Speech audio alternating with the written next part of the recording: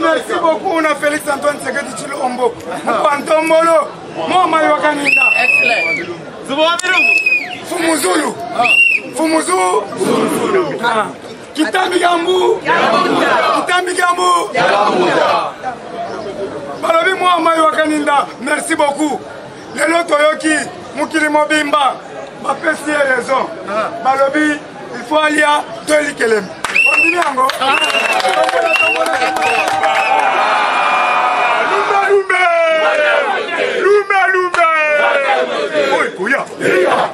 Merci beaucoup, ma député Balobi Alia Delikele. Merci na Denis Kambaï. Denis Kambaï a le qui était Demitou Yassi. Demitou Yassi. Denis Kambaï. Denis Kambaï. Voilà, il y a qu'un agneau sacré. Aux autres ministre des Sports, na promettre yo. Kambaye. On va quitter Mitou, les autres qui s'aiment. Na Est, Balobi, ils sont 2 Mitou, ils sont 3 Mitou. Na Ituri, Balobi, 4 Mitou. Ils sont à Kinshasa. Balobi, 10 Mitou.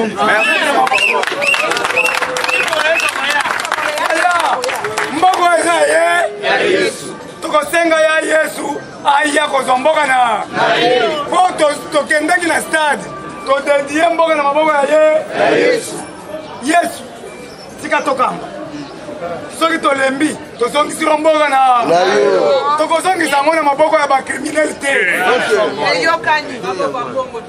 Tokozongisa mboko na maboko ya mbongo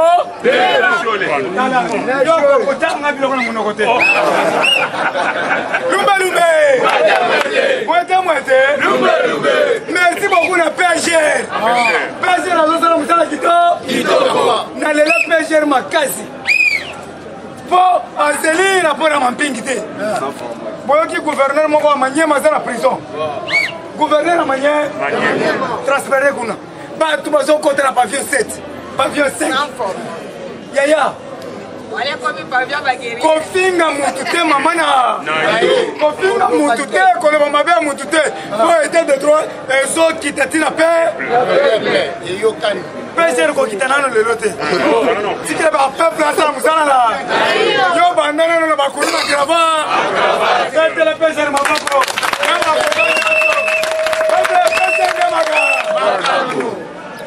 Parquet général, merci beaucoup na musala bozo sala. Pour bozo comprendre que mboko eza mboka na bino. Toza na de mboka te. RDC eza kaka mort. Bino pe boza na bana na bino, bakoko na bino, bana kasi na bino.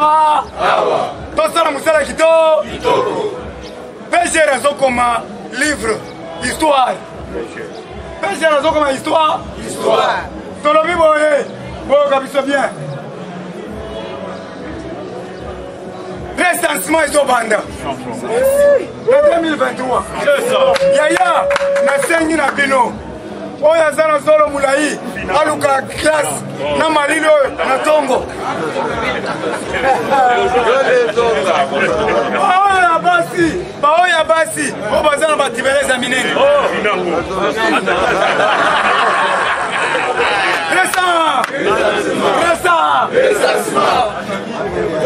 baoyo baza na mine ya bimeboye. Nous devons tirer attention avec les mboro. Kende na poto machine ezali so pèse. Ba ranger. Ba recensement so ba.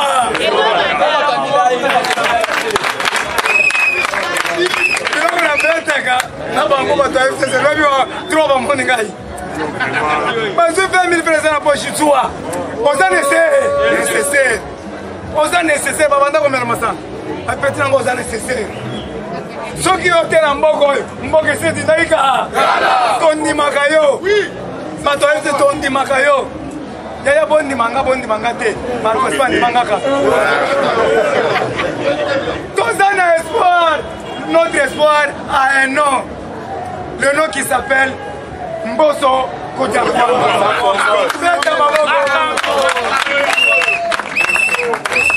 Hey wa mamwe papa Mbosso wa mamwe. Okwenda nenda kuja mulolo. Umari kujanza. Hey wa mamwe papa Mbosso okwenda nenda kuja mulolo. Conservation Mobianza, IDPS FIFA. Mbosso Ndemaka. L'homme fort. Espoir. A comité interne lokola ya yaoy. Na ebisi bila papa Mbosso atelemi. J'espère que dans la salle il y a les Mbololo. Mbosso Ndemaka. Papa Mbosso, merci. Mbosso ayeko comme livre. Histoire, ça n'a pas mis tout belé. Ça n'a pas ndako, ça n'a pas chéri belé. Ça n'a pas makambo ka sumbongo. Asa sali makambo nyonso mubala salaka. Mais le lot alingi adresser biso na mboka. Bat. Bazo zero na est. Bat. Bande on a bazo zero na est. Bakofeto bamba. Bisote. Bisote. Kende na est Katumbi Chapwe ndeko na kufaki na Zambi koko na bino Chiluba ozozela nini kende koko na bino Chiluba kufaki kende matanga koyoka soni te koko na yo Chiluba akufaki makila na yo 100% kende. Nous devons tirer attention avec le métis. On doit tirer attention avec le métis. Les demi-Dakar. Ndundu aza demi-Dakar. Ndundu aza demi-Dakar. Bologna aza demi-Dakar. Kengo Adondo demi-Dakar. Ada Bomboyo demi-Dakar. Si bien bien.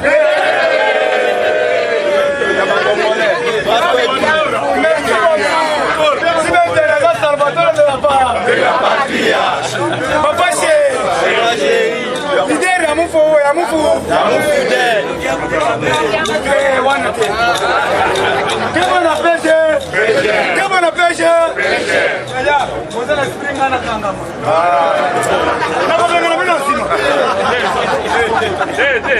Comment on appelle soko moni mutu azokotisanga biloko mabe na munoko nakotanga ye mwana baba mamu mazo alingaka nga mingi nango tolobi boye sila alinge tefimbwa alifimbwa ke yaya toza na grand frère na biso ndeko na biso mwana papa sina alinge mwana mboka solo azotravaille bato bayenga bambongo bamandataire alobi je préfère de mourir que vivre à genoux simba ta nzaire fingwa ke tosangi na mukontombolo mwa mai kitambi kya bambuta tozosenga na yo kitambi kya bambuta tozosenga na yo papa fumundi Fumuzulu tozosenga na yo tia sécurité makasi epa jila alinge epa papa Mbosso epa papa Kalubadi Saint-Pierre epa la cour constitutionnelle les deux juges va protéger deux juges la cour constitutionnelle la cour de cassation va protéger jila alingete va protéger papa Ntumbatikela Victor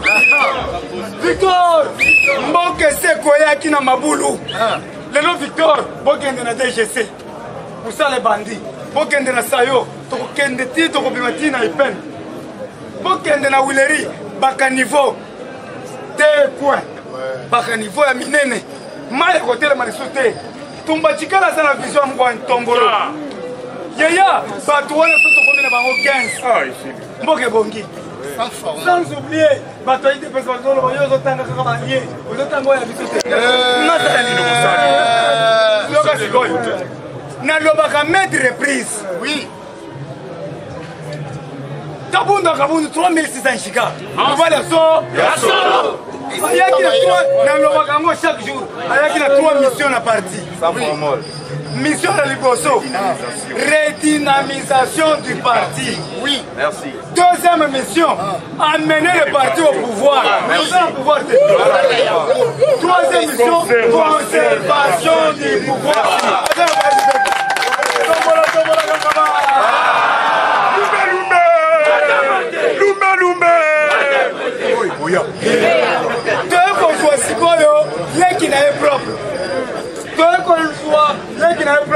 Augustin Kabou Kabou ya mwana bu mutu azolamba fufu basakanaka na ye te akokatela okula fufu moke eza bongo te ata sali yo mabe mama limbisanga ata beto film mama limbisa okomona 12 bo 3 bo na mabundu faci na debo for na mesa na pondu odame mama me to obosali souffrance nyoso mais merci na Augustin Kabouye mwana bute oyo tobundaki na ye awa aza combattant azako combattant ozolinga na banda koloba biloko yaya bazokabula fufu kepa koya kosanga bentelanga maboko yaya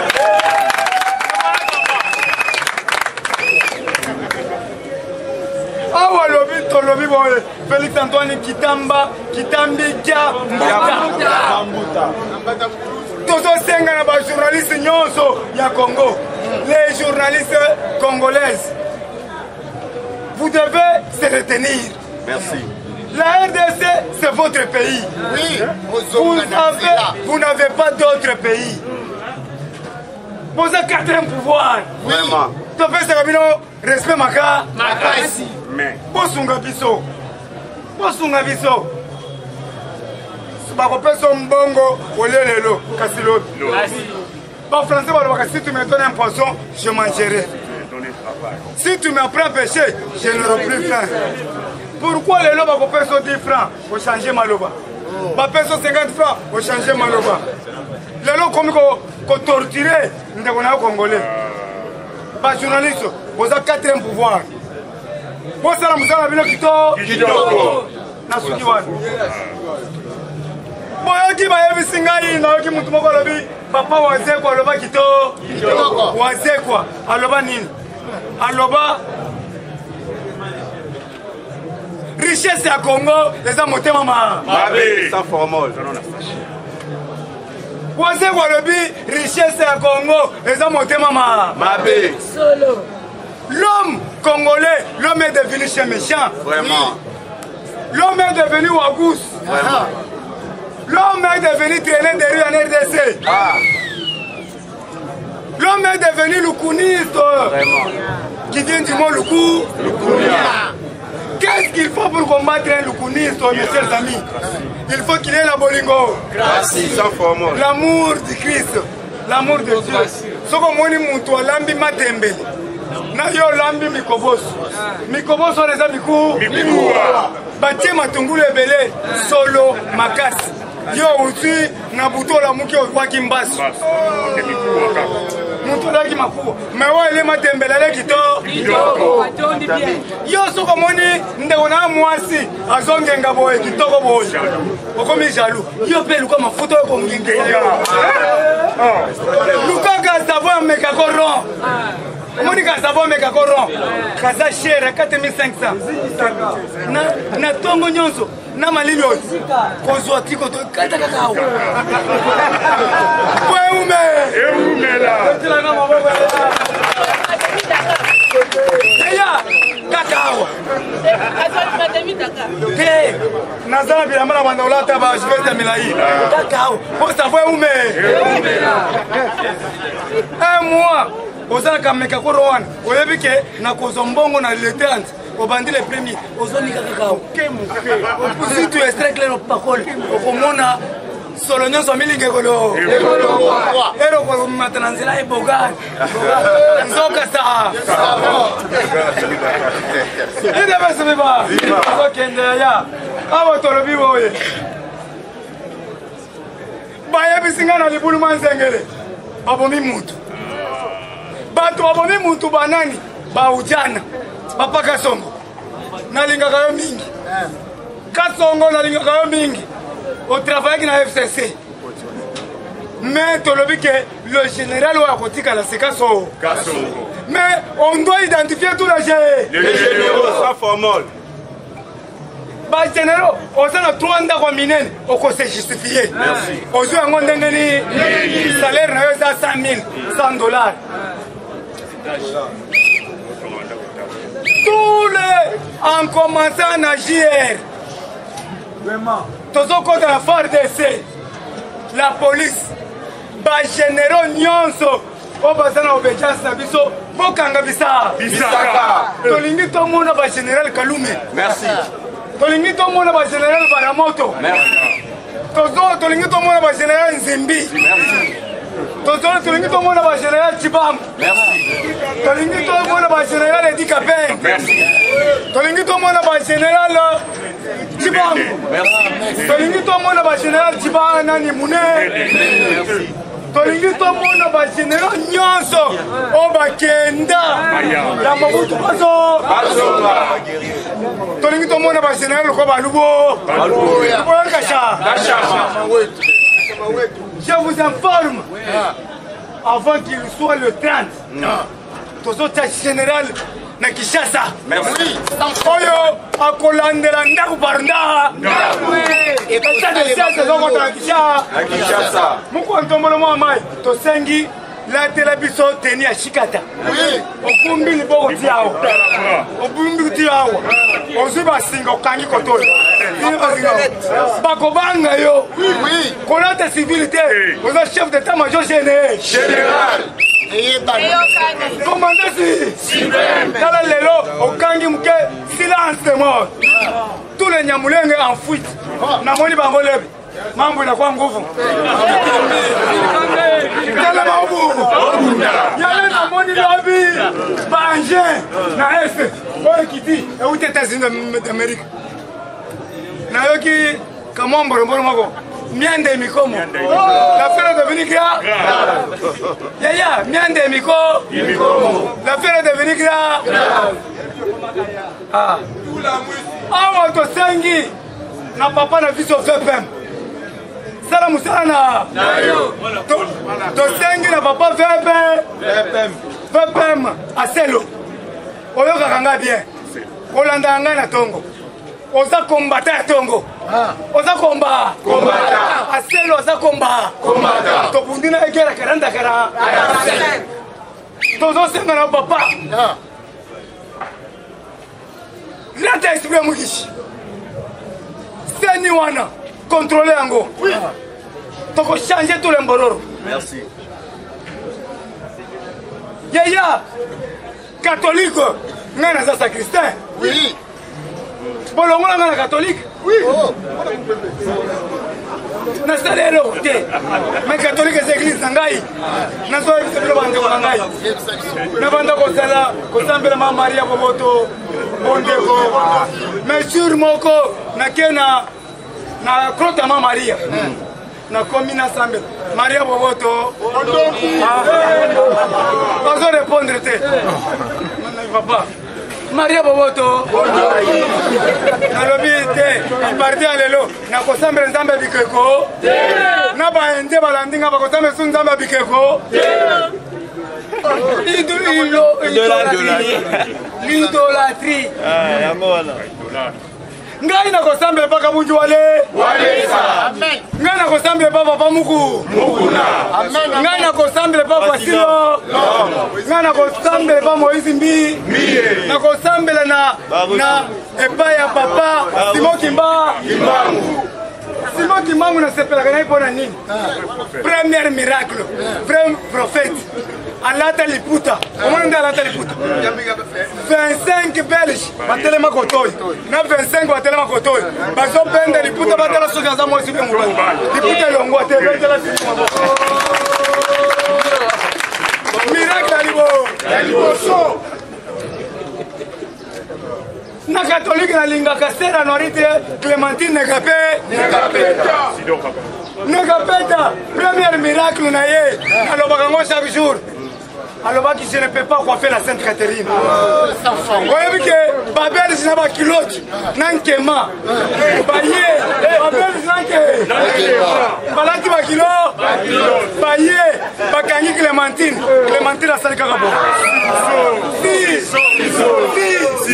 Clémentine a dit je ne peux pas coiffer la Sainte Catherine.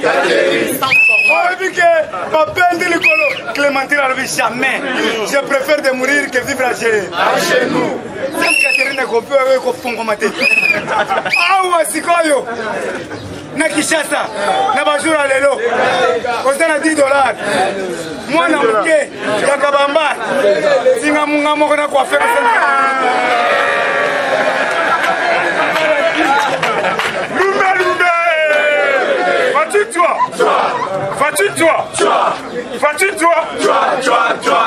Éclair soleil.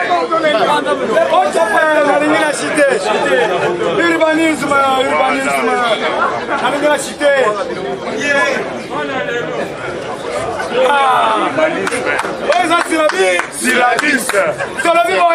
Ministère, il y a urbanisme ministère urbanisme et habitat. Attention avec la directrice de gestion et immobilier. Maman Mbakata Maman Mbakata Azaniel Saint-Martin Fayou. Azos Wambango, il y a immeuble flamboyant. Mbongo Nyoswana, il y a Moutazos dans la poche. Papa, c'est la lingette, c'est la lingette, Maman Mbakata, Niel Saint-Martin Fayoul. Azos Wambango, Nyos appartement 3, 4, 5 et 6. Et puis, Azos Wambango, na villa comité urbain. 18A et B. Villa comité urbain. 18A et B. Et qui n'a pas poche na. Fais-moi quelqu'un. À côté na event. Kota. Fais-moi quelqu'un. Fatine-toi.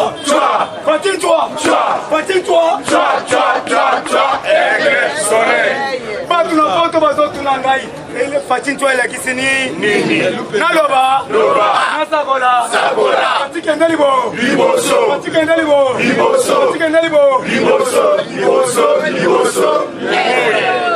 Bête la biso maboko.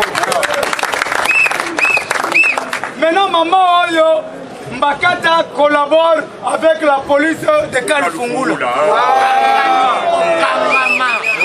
Maman Mbakata collabore avec la police de Kalifungula. La police Onyo Sabakotanga. Ok, prison. Boyoki, kaka na même dossier Oyo. Batumoko ba publier kango me bakangi bango. Cinq libération ya Mutombo combattant. Non, le colo. Arrêtez parce qu'ils ont dévoilé le secret. Yaya, yako kanganga kokutana na mukontombo na nzela. Merci. Na dévoilé, yaka otungizangai okokutana 5 millions de combattants. Des jours okomona moto. Soyez bomaye. Babilo kotika la fille. Merci. Yako tombo le sikoyo. Lumbe. Fatine-toi. C'est viva. IDPS c'est viva.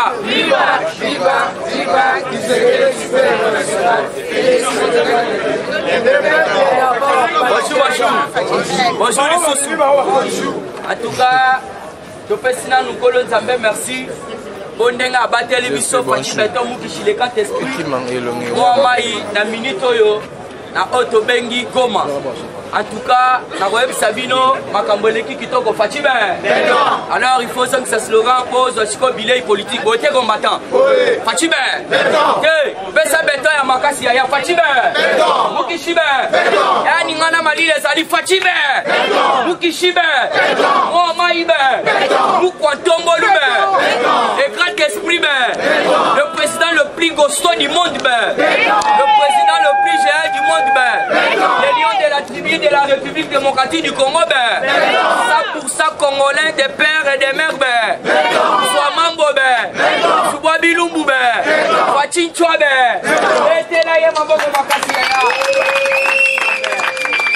en tout cas, il faut ça la nesengo. Politico babandaki koluka yango. Politico bango babandaki koluka yango. Yaya, peut-être ils seront comprendre la politique. Tuna bango moko bakoye biso grandeur ya Fatime. Président de la République na minute na so yebisayo muto ayebi agenda na ye azali. Ye wana na Goma. Puisque vous devez comprendre après avoir qu'on découvrir Bakaban Moko terrible. IDPS viva. Aïe aïe aïe, IDPS viva. Fati a découvrir Bamakambo Ebele na Est côté à Goma. Yangano Moni, Alobaki a Kosala 10 jours, une semaine. Mais les autres sont kende. Alors vous devez comprendre.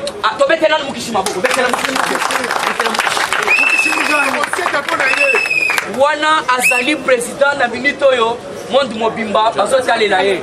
Alors, Tokobandana nous na Otobengi prophétie. Et outil Kobima, c'est un certain vendredi. Il dépêche vivant. Alors, Salaka vigilant. Faites vraiment attention aux actualités. Prophétie et outil Obima, vendredi et outil na Afrique d'ici. Pasteur Wana Lobby, many boats. Lobby, many boats.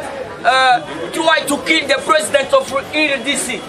Cela veut dire ebele ya batu oyo bazali na clique ya Mukwantombolo na entourage na ye bazolinga baboma ye dans 3 mois.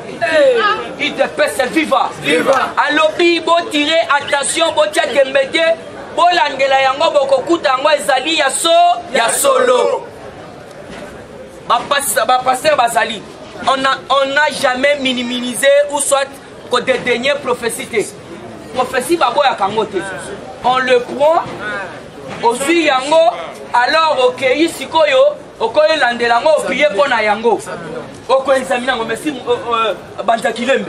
Alors vous devez comprendre prophétie et bimi et lobby et un abatu na kati ya mais Fati Betope tala za président Zambé. To betela président maboko.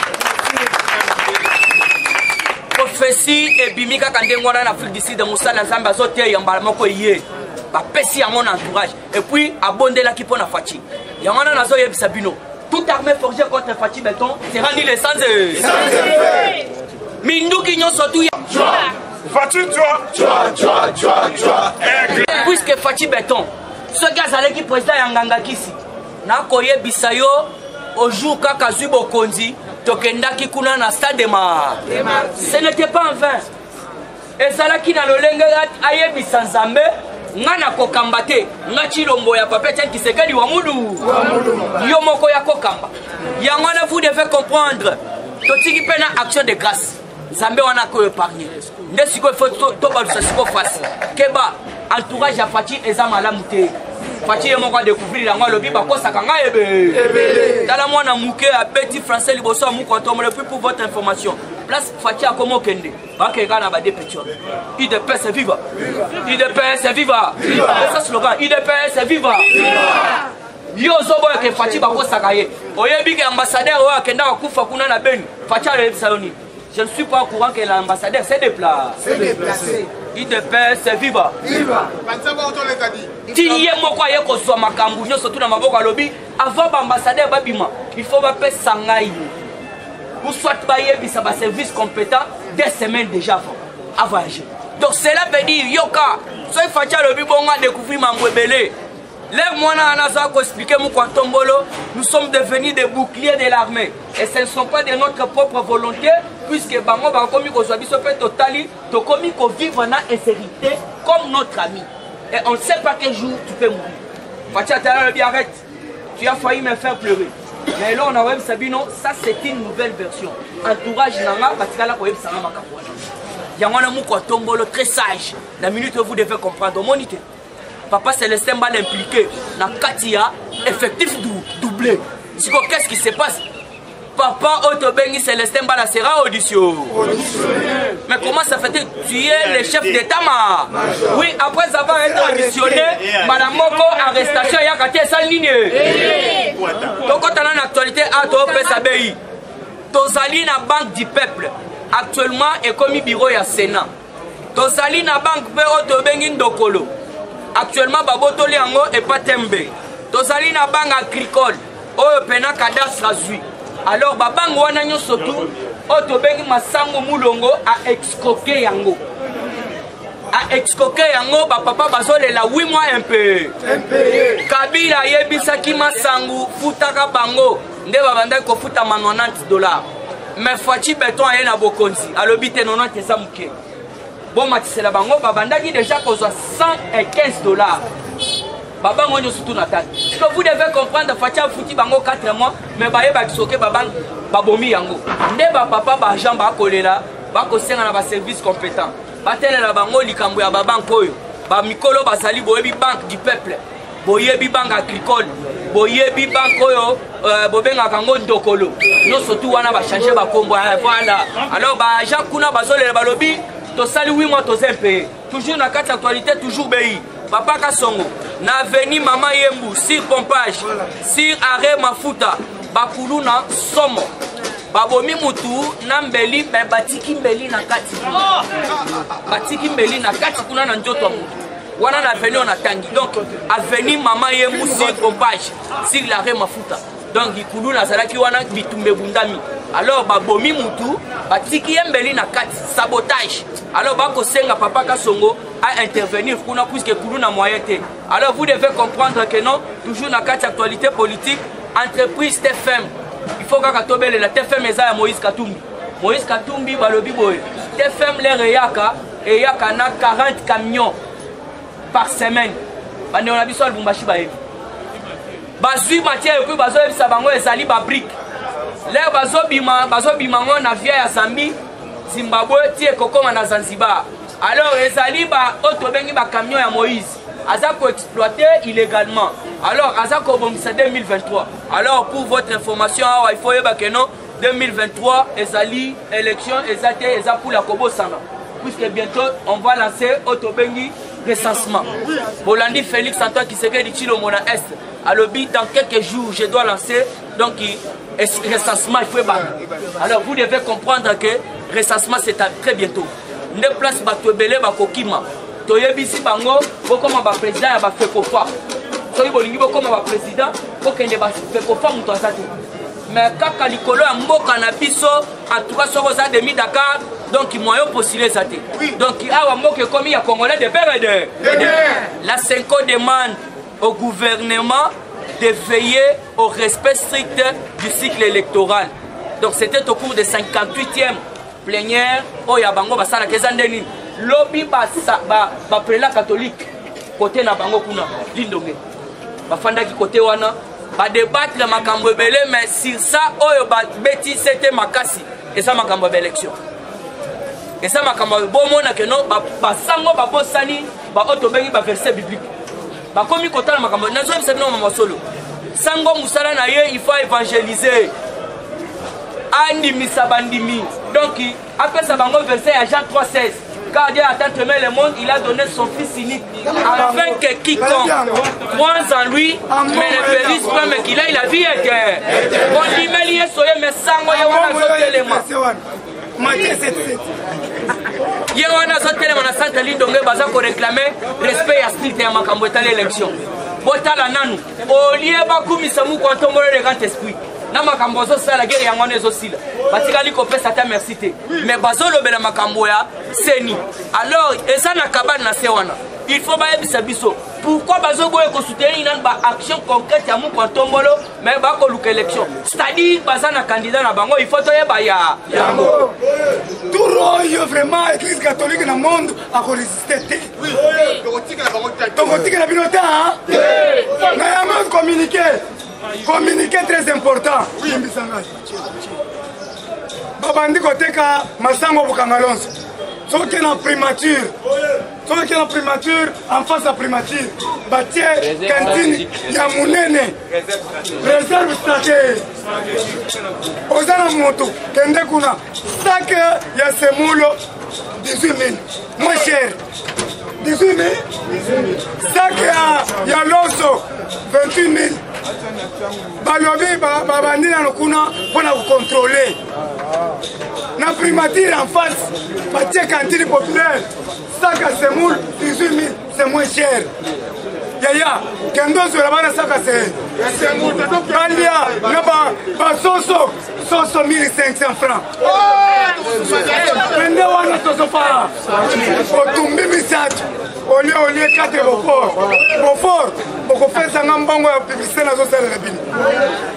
Bato komi komela Beaufort fort pona ngai. Yaya, tosengi na bino. Ozui 18 000 francs ozuka na moto.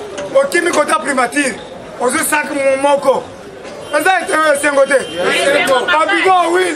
Babidon will eza wana. Tala bidon munene. Soki 5 000 francs. Eza sengote. Mais tozoke na ngo maleme tina basi. Malembe tokokoma. Merci. Patibe. Il est paix, c'est viva. Il est paix, c'est viva. Information sous les alliés, il faut que maman elle va mungu na munoko. Puisque ce n'est pas pour rien, Fatia pesi environnement. Environnement, cela veut dire place aux alliés. Ba pesi maman puisque maman de muto ayebi ko kombola kandaku, maman de muto ayebi ko classer basali. Maman na biso alanda oto bengi gouverneur. Puisque gouverneur projet wana tomoni esimbi nango te. Projet ya kin bopeto et baluki et komikin bafu. C'est-à-dire maman soka landi oto bengi gouverneur. Bakoya ko tsé na potopoto. Ce n'est pas un verre quand on la pesi maman environnement. Donc pour kombola ka environnement, il y a peuple congolais. Toujours dans quatre actualités, merci à Tony Mwaba. Tony Mwaba, le gardien de la gratuité.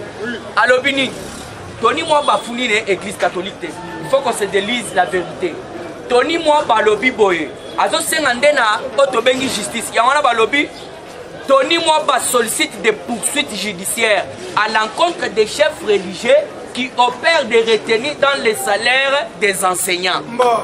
On comprend la politique, IDP c'est viva. Donc l'honorable Tony Mwaba sollicite des poursuites judiciaires à l'encontre des chefs religieux qui opèrent des retenues dans les salaires des enseignants. Cela veut dire quoi? Et à la qui n'a pas chef, basango mususu, oyo babandaki kolia bambongo ya ba enseignant. Cela veut dire il faut comprendre que le gouvernement congolais nde muto asispandaki 600 écoles pona kimoyibi nde yangona Tony Mwaba asuki wana te alobi na komona pe batu mususu banganga nzambe ya église catholique bazali pe impliqué ya église catholique ya ka servir bisote. Pourquoi ba benga ngo état dans un état Vatican?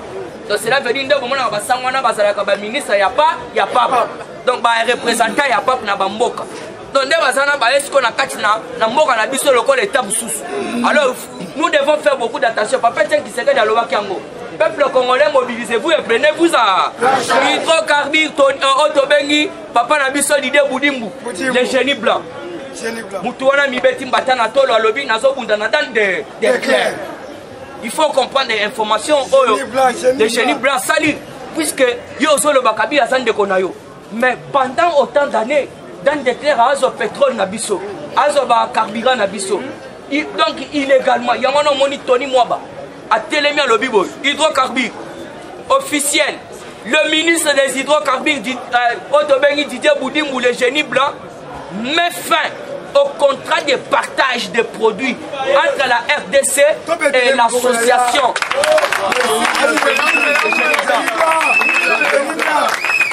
Alors Bibo et Balobi, le génie blanc met fin au contrat de partage des produits entre la RDC et l'association Capricat LTD et Fox Welp LTD dedans des clairs. Donc Glen Declaire na minute à Mimoni devant l'adversaire à Mounene. Donc il a mal choisi l'adversaire.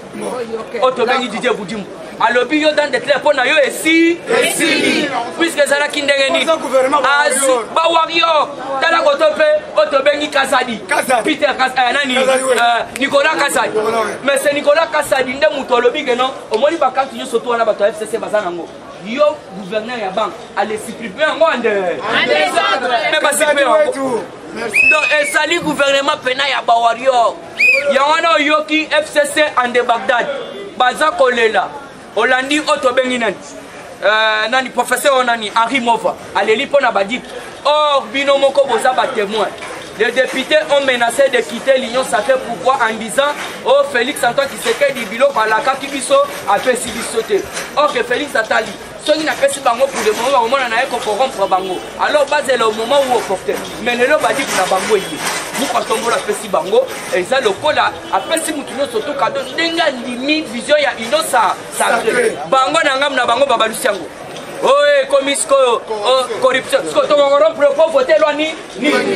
Tout d'abord, le peuple congolais, tous en marche. Ballon, surtout, tu vas voter en monde. Ce que tu vas pour voter loi ni. Pour éviter, loi Yamina, kuna sakata, tonya tangwande. Pas même pas député. Est-ce que l'air est long, on a pas corrompu bango? Loi ya Rosar Malonda. Lelo, est-ce que va corrompre les députés?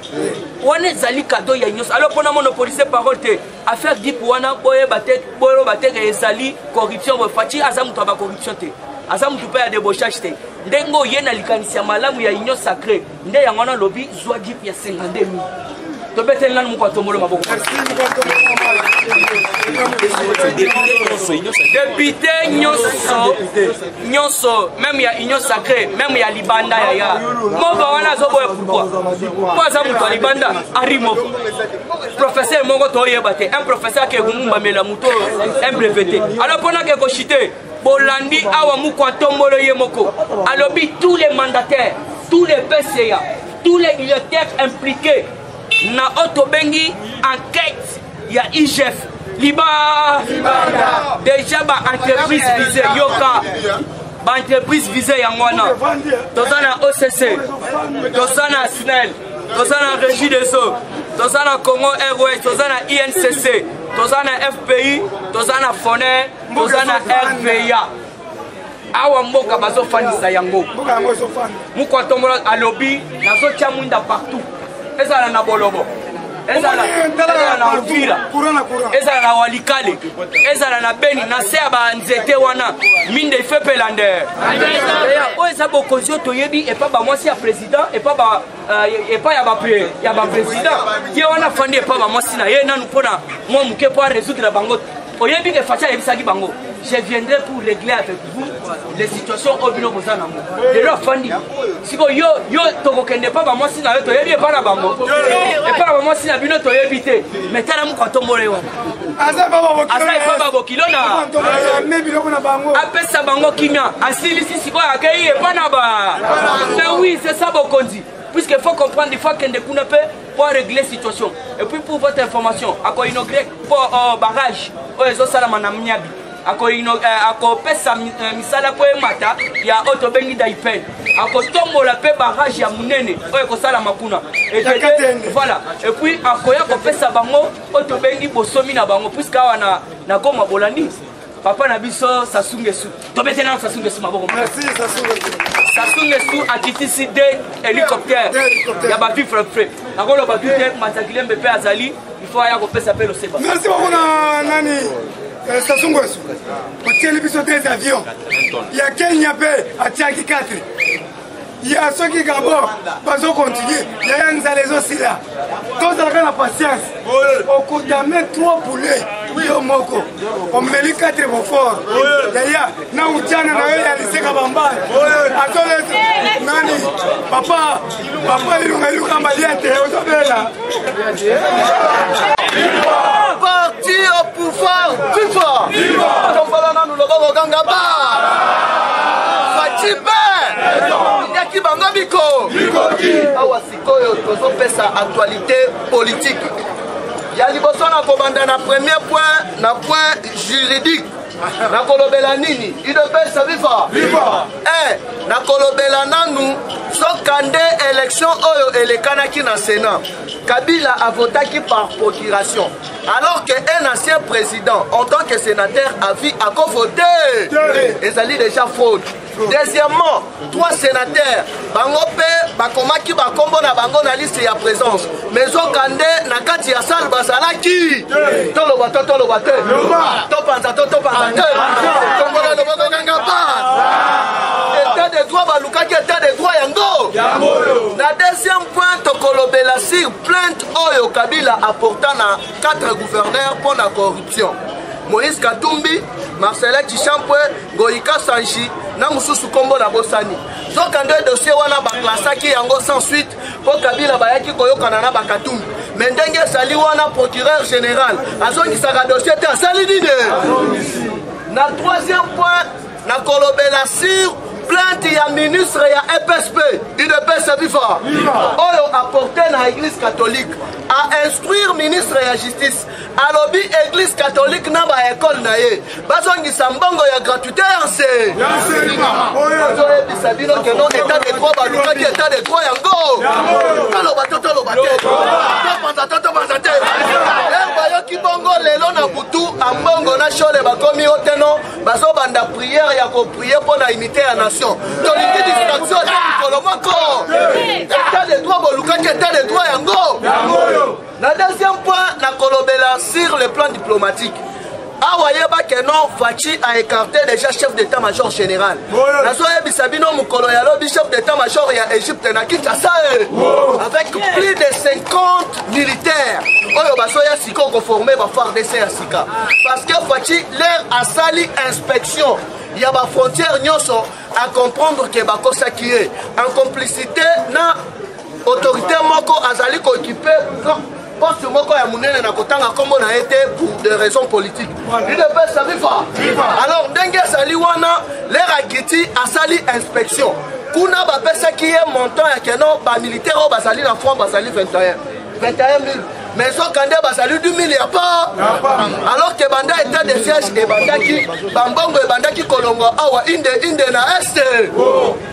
Troisièmement pour la cochiter sur deuxième point na kolobela sur awa Fachi yeba keno emporté bataille diplomatique parce que na niveau ya Israël Benjamin Netanyahu alongwe mususu aye l'actuel premier ministre M. Bennett alobi il faut abenga Fachi basolola parce que na Iran pe basalaki élection mutu abimi kuna ezali Ibrahim Sisi ye ezali batu oyo babandaki kosomba iranium abusivement muto bandaki kotekela bango ezali politique kanambe na Moïse Katumbi sikoyo il faut basonga na case de départ ezali nini ezali accord ya Vienne oyo basignaka na 2012 pona ete babanda koteka ba minerais stratégique ya RDC abusivement te yango bomoni Katumbi babengisi na niveau ya États-Unis d'Amérique bayebisi yo katika kosala bisala sala ndenge ezali wana ata mukolo moko okotika na kopostile UDPS viva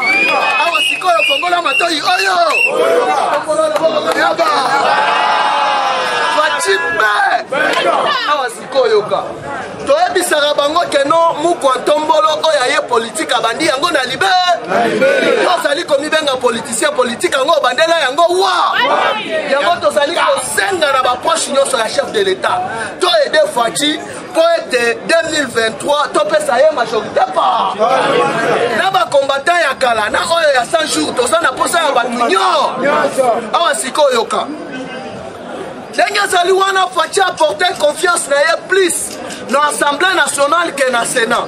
Parce que Baati Lukwebo a commis kobeta bashiti ya ciment.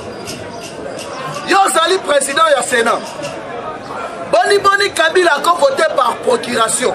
Donc il y a été mais asaleli mutunot akende ko voter na place na ye pour na non lever ya militaire matata point. Deuxièmement, 3 sénateurs ba votaki na kati mais basalaki na kati ya liste te donc na kati ya salle basalaki te bavote na lolenge ni yango procureur alobi bazongi sikoyo na case de départ ndenge ezali wana matata amata akita mukwa d'ailleurs mukolo ya lobi UDPS viva mukolo ya lobi ancien président ya FECOFA Costa Omar alinga kende France Murama papa okeiwa bongo 4 millions ya kodiffuser ba match à Lopar oyo bautaki kobeta ba éliminatoire soka nde mwana mai abakaki mbongo nyo ye pe alobi asalaki ye moko te basalaki na Jolino Makele na bajournaliste mosusu na ka eske etali biso etat de droit balukaki ebandaka te esali nini yango wana matata mponyo akomi komituna akobandela wapi akosukela wo parceke mokolo wana bamela bachampagne ye moko mpe asepela mais procureur alobi nanu esili Fachi alobi nga na sa président ya bamafie te na ye mpo na kotombola justice ya république démocratique du Congo nazoyebisa yo ke no makambo ekomi ele makambo ekomi kito na deuxième point ndenge nalobaki ministre ya FSP Tony Mwaba apporté plainte na église catholique alobi ezalaki na plus de 1700 écoles fictives UDPS viva mais babandaki kozwa salaire depuis gratuité et enseignement enseignant on a babandaki ko exister te mbongo on e bandaki okende wa et puis à instruire na warrior mususu ya justice alobi batu wana balandela bango parce que sinon te liboso awa bako peuple akobima pona kosenga justice na église catholique yango boyoki ambongo lobi na chole bakomi otoza ko prier pour la unité nationale bandaka lozalaki wa demoko nani conseiller moko ya Fachi a répondre bango alobi bina bozalaki na époque ya Kabila o Kabila mediocre o boyna boy mais tomoni na anniversaire tomoni monseigneur oh nani cardinal Mosengo asali messe asali kobenga Kabila président de la balakisi en na bango contre Fachi mais Fachi asali ya ça Fachi mutu na tele bachaki temboki arokita goma te to pekisi akokende te ma alobi ngai nakoke asali mwana yako asali wana alobi peke no na kozonga siko te na kozonga ti le 30 tous les bato babandaki kosala makelele bafandaka nye te basali nini UDPS viva eza mpona koyebisa bino keno ebele bazalaki awa bazali kosala babétuse bazali kosala badiscours moko ya haine pour se faire aimer la population. Mais population na musala auto sala kaya éveil patriotique va comprendre que non, ba toi là ba sa ba maman na ba fa. UDPS viva. Troisième dossier, c'est dossier na ministère il y a fonction publique. Maître Liaou accueilli qu'on découvrir les sous-soukuna 37 000 agents fictifs na niveau de la fonction publique. Donc, ils ont abattu Oyo, Azali Yamoko na un salaire il y a 15, il y a 16 personnes. Mais Mboka et Kokende Liboso na Lolengedi. Binon Kaka, donc, Yomoko ça na 15 personnes. Moussous 15 personnes. Balobi bien plus de 37 agents fictifs. Donc, Dengue Saliwana na Soye Bisebino Keno, Makala et Kotonda. Makala et Koto. En direct des États-Unis, Balobi, Olati, Polo Bakomi, fuck you. Et ça m'appelle ça un jure, Longo Lango. Fuck you. Olati, on le sous États-Unis. Tombez les États-Unis, ma bobo. UDPS viva. Parti au pouvoir viva.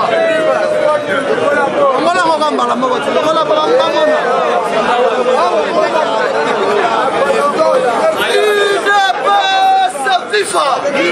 Parti au pouvoir viva. Yango wana nali koyebisa bino keno justice na biso ezali déjà en marche. Po ebele balingaki basala obstacle na justice, mais justice ezali en marche. La deuxième fois place na koshitele. Tolokana. UDPS viva. Parti au pouvoir viva. Nazali koyebisa bino keno batu bazali koyede chef de l'état te. Chef de l'état a décrété l'état de siège. Ezalaki po ete bandeko na biso ya este batungisama te. Mais ezali na batu oyo bazolinga bandeko na biso bakontinue toujours kokufa. Entre autres chef d'état-major général abuki lukuta epai ya mokonzi ya na plusieurs généraux. Donc général ya force armée, général ya force terrestre, général ya force navale. L'air bapesi nombre ya bamilitaire oyo bazali na front babuki lukuta. Mais Fachi ata soki ozali kokosa ye yebaki no azotala yo boye azali koseka. Il ne peut se vivre. L'air akiti na front azali inspection partout. À comprendre que non, denge zali wana batu wana bakosaki ye. Sikoyo tous les officiers oyo batindaki bakendaki na bango na est azongisaka bango na Kinshasa te asali nini. Sikoyo awa na minute oyo tobengi chef d'état-major ya Égypte na Kinshasa ezali mpona kosekonde bandeko na biso wana babeta mbuma en désordre batrake tous les nyangalakata yango bomoni kutu bagrand investisseurs américains baye awa mpona kopesa bakongolais misala nde donc ngai na bino lo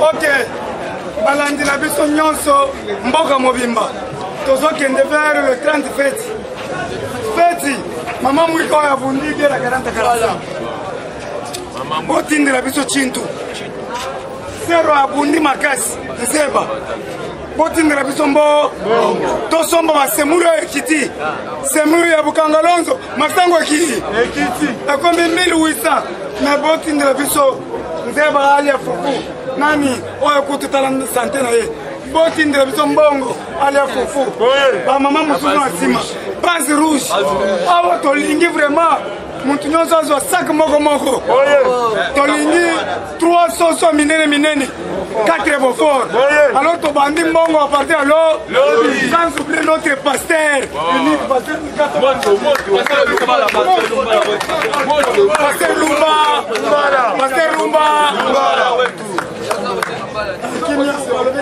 Kyrion Dieu Tout-Puissant, Créateur béni Jésus-Christ, le Dieu de gloire, le Dieu de miracles, le Dieu de protection, le Dieu d'élévation, en puissance, en force, en miracle, en prodige, selon le Seigneur et Sauveur Jésus-Christ. Nous sommes devant toi pour te remercier pour les nouveaux jours que tu nous as accordés aujourd'hui, Seigneur. Nous avons parlé, Seigneur. Nous avons donné des informations sûres et certaines. Jésus-Christ, lorsque cela soit illuminé par les Congolais partout dans le monde entier, Seigneur. Ceux qui nous suivent de loin et de près, que le Dieu des Congolais, le Seigneur recevant Jésus-Christ, les protège, les bénisse, encore remplisse leurs poches, les épargne, devant tous les risques, devant tous les dangers possibles. Bien-aimé Père Céleste, nous te remercions, Seigneur Jésus-Christ, parce que je vois le travail que Félix est en train de rendre à son peuple congolais de part et d'autre. Pourquoi pas Papa Mbosso, pourquoi pas des honorables députés qui sont là pour quand même défendre encore qu'on puisse la cause de leur pays, les dieux de nos pères. Jésus-Christ, nous invoquons que tu puisses descendre pour soutenir notre pays.